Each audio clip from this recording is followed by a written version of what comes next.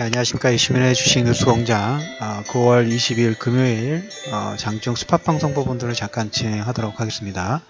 주말에 물론 이번 주 총정리 부분들 하면서 중간에 다시 한번 코멘트를 좀 드리긴 하겠지만은 현재 시장 부분에서 뭐 외국인들 수급 라든지 장중에 여러분들 느끼는 감도 부분들은 상당히 좀 비탄력적으로 움직일 수 있을 것 같다는 생각 부분들이 좀 듭니다. 그래서 그에 대해서 몇 가지 코멘트 좀 드리면서 시작을 하도록 하겠습니다. 제가 뭐 어제 그제 이번 주에 공지를 해드린 대로 그 텔레그램 통해 가지고 일단 그 관련 자료 부분들은 아침하고 오후에 좀 올려드렸습니다. 특히 아침에 우리가 10월달에 체크해야 될 부분 첫 번째 외환 수업 관련된 부분들 첫 번째 체크하시고, 그 다음에 두 번째, 세 번째가 우리가 이제 7월달, 8월달 우리가 이제 여러분들이 이게 하락 부분들 변동성이 나오더라도 절대 좋은 장에 대한 마인드 부분들은 버리지 마시라는 얘기를 꼭 당부를 좀 드리면서 12월 달까지 이 장세 자체는 박스권 장세라고 말씀을 좀 드렸어요. 박스권 장세 부분들이 진행될 가능성이 상당히 좀 높다.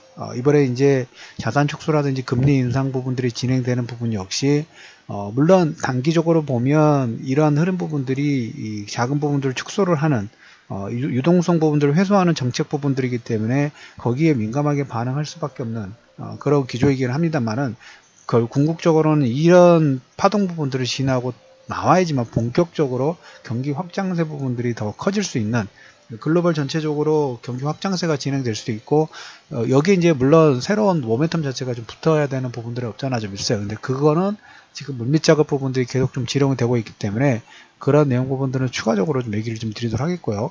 오늘 그 메신저를 통해 가지고 보내드렸던 것은 이제 그 우리가 박스권 파동 부분들이 될 때 박스권 상단과 박스권 하단, 아마 다음 주 초반 정도 되면 코스닥 쪽은 일시적인 반등이 들어올 수 있는 가시권에 아마 들어가지 않을까라는 생각 부분들 합니다.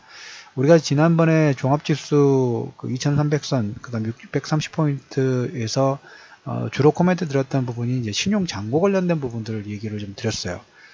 지금 우리가 이제 9월 달이 넘어서고 지난번 8월 말에 그 신용 잔고의 비중 자체가 신용 잔고의 비중이 한 4조 2천억 정도까지 코스닥 기준으로 4조 2천억 정도까지, 그 전에 한 4조 4천억 정도까지 상승을 했다가 지난번 하락 부분에 이 신용 잔고가 4조 2천억대 초반대까지 하락 부분들이 나왔어요. 그리고 이제 지금 현재 시점 부분들 8월, 9월 넘어서면 어떻게 되냐면 지금 2017년도 최대치를 이미 넘어서 있는 상태입니다. 코스닥 같은 경우에 코스닥 신용잔고가 4조 5천억까지 지금 증가되어 있는 상태고, 코스피 같은 경우에도 지금 보시면 코스피 신용잔고 같은 경우에 2017년 7월 이 구간이 있죠. 한 4조 2천억 정도까지 증가를 했다가 8월달, 7, 8, 9월달 이렇게 조정 부분들 하면서 약간 4조 원대까지 제 기억으로 내려갔던 기억이 있어요. 4조 원 미만으로 3조 9천억대까지 하락 부분들을 진행하다가 지금 다시 4조 1천억대까지 증가하는 모습들이 좀 나오고 있어요. 오늘 이제 장중에 수급 부분들 보시더라도 지금 외국인들이 우리가 항상 기준을 잡아야 되는 부분들은 현물이라는 얘기를 좀 드렸죠. 선물 가지고만 어떻게 보면 프로그램 매도 물량 부분들을 지금 추례를 좀 시키고 있어요. 장중에 거의 한 8,000계약까지 증가했던 것 같아요. 선물 매도 수가 지금 한 6,800계약 정도에서 선물 매도 부분들을 하면서 기관 쪽에서 프로그램 매도가 추례가 될 수밖에 없고, 추례가 되다 보니까 이러한 영향이 지금 수급으로 보면 코스닥도 그렇게 빠지면 안 되는 수급 부분들이에요. 코스닥도 보면 기관 쪽에서 한 300억 정도, 외국인은 100억 정도 지금 장중 흐름 부분에서, 그래서 그리고 현물 같은 경우에도 한 400억 정도 코스닥 코스피 쪽에 외국인들 매도이기 때문에 작은 규모로 보면 우리가 지금 장중에 보이는 종목군들의 하락 부분들과는 수급 부분에서 매치가 좀 잘 안 되는 모습들이 좀 나오고 있어요. 그런데 밑에 받쳐주는 물량 자체가 없다 보니까 상당히 느끼는 감도 부분들이 좀 크게 나오고 있죠. 크게 나오고 있기 때문에 박스권 상당 부분에서 지금 꺾이는 모습, 흔들리는 모습들이 좀 나오고 있어요. 여기에 이제 여러분들한테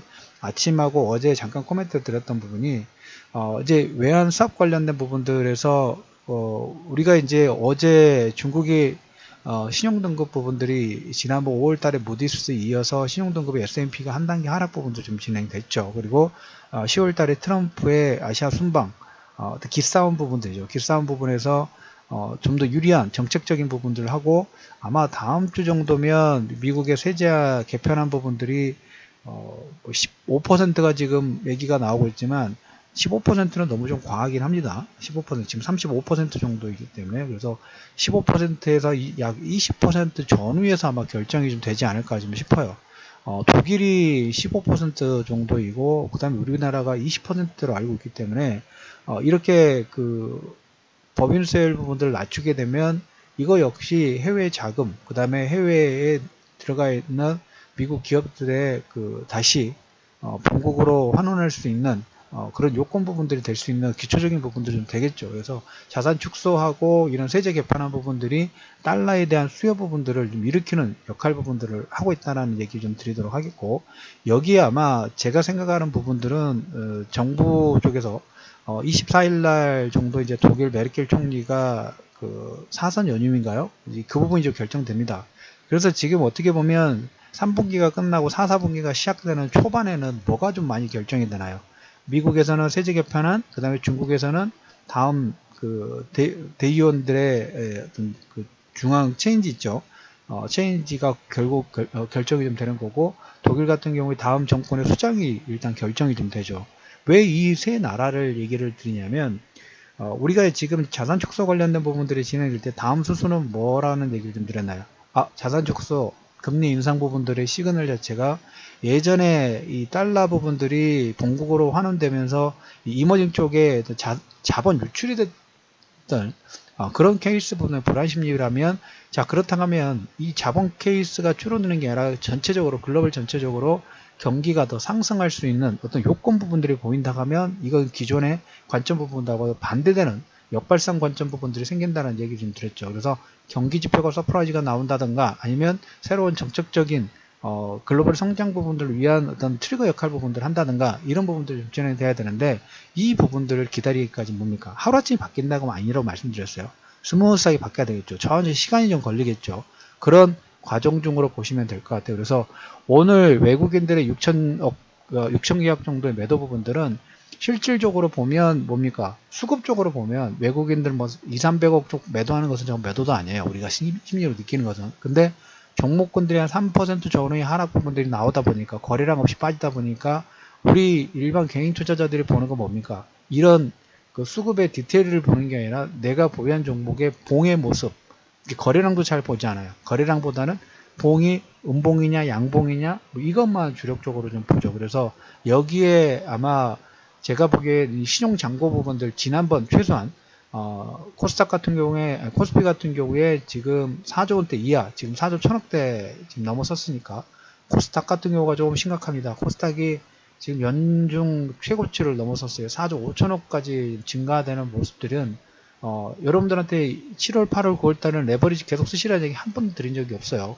앞으로도 마찬가지입니다. 당분간은 계속 레버리지 쓰지 마시고 가볍게 움직이셔야 돼요. 왜? 그림 왁구 부분들이 지금 그려주는 과정인데 완벽하게 지금 디딤돌 부분들을 만들고 있는 중이지, 디딤돌이 딱 만들어진 건 아니에요. 왁구 부분들이 지금 하나하나씩 제가 원하는 그림대로 지금 가고 있는 그 과정 중에 보시면 돼요. 근데 저렇게 코스닥의 신용잔고가 4조 5천억 연중 최고치를 넘어서면 외국인들 입장에서는 저건 부담스럽겠죠. 저거 좀 꺾어놓고 갈 겁니다. 꺾어놓고 가기 때문에 절대로 별도 코멘트가 드리기 전까지 레버리지 부분들, 특히 자금 부분에 대한 레버리지 부분들은 완급 조절 부분들 계속 좀 하시고, 그렇다 하더라도 여러분들이 투자 심리 부분은 제가 어제 이런 얘기 드렸죠. 아마 다음 주 초반에는 코스닥 쪽에서 기술적 반등 부분들이 나올 수 있는 요건 부분들이 있을 것 같아요. 매매가 빠르신 분들은 오늘 뭡니까? 정말 하루 이틀 짧은 타이밍 부분다면 오늘 이거 하락 부분들 좀 받고 싶은 마음이 없잖아 좀 있습니다. 그런데 포지션 부분들 며칠 파동, 단기 파동 부분에 코멘트 드릴 수는 없고, 그 부분은 일단 그 정도의 파동부 반등 부분이 나올 수 있는 요건이라는 말씀을 좀 드리고, 코스닥 신용잔고가 4조 5천억이 넘어섰다는 얘기는 우리가 전 물량 부분도 절대 그대로 두지 않아요. 지난번 앞에 코스닥의 7월, 8월 이제 박스권 상단 부분에서 이제 내려가서 신용잔고 부분들을 코멘트 드렸을 때 그런 얘기 했던 거랑 똑같아요. 저거 최소한 이번에 저점 부분이 코스닥 같은 경우에 4조 2천억대까지 제일 많이 감소가 됐을 부분이 있어요. 지수는 600 거의 50포인트, 그래서 620포인트대까지 하락 부분들이 좀 나왔죠. 600, 플러스 630포인트 플러스 마이너스 10포인트 거기까지 하락 부분이 나왔죠. 그러면서 코스닥의 신용잔고 물량 부분들이 4조 2천억대까지 지금 감소가 됐던 부분 케이스가 있습니다. 현재 케이스도 그렇게 보십시오. 그래서 레버리지는 계속적으로 축소해 놓으시고 어제 그제 우리가 코스닥 레버리지 부분들 차익 실현 부분들 하고 다음 주에 이제 추석 부분들이 얼마 남지 않았기 때문에 작은 부분을 일단 챙겨 두시라고 말씀을 드렸죠. 그 부분은 왜 그럴까요? 좋은 장에 대해서 이 자금들을 쓰기 위한 그런 포석으로 보시면 될 것 같아요. 그래서 시장 자체가 지금 단기 변동성 부분들이 나온다고 해서 외국인들이 지금 7천억 가까이 6천원 계약 7천원 계약 가지고 물량 가지고 지금 장난치고 있는 거예요. 왜? 시중 물량 부분 털어내려고. 그러면서 이제 프로그램 매도 부분들을 유발시키는, 그 다음에 신용잔고가 하다 보니까 저렇게 며칠만 가면 여러분들 앞에 변동성 파동 부분들 기억나시죠? 한 2, 3일 정도만 축 빠지면 신용 물량 부분들이 나온단 말이에요. 그래서 계속적으로 말씀드리지만 무리하게 레버리지 쓰시면 안 되는 구간이다. 아마 10월, 11월 달까지 부채한도 협상 관련된 부분들이 완벽하게 게임 클리어 될 때까지는 여러분들 이 왁구 정도는 일단은 기본 전략 정도라고 생각을 해두시면 되지 않을까라는 코멘트를 좀 드려보도록 하겠습니다.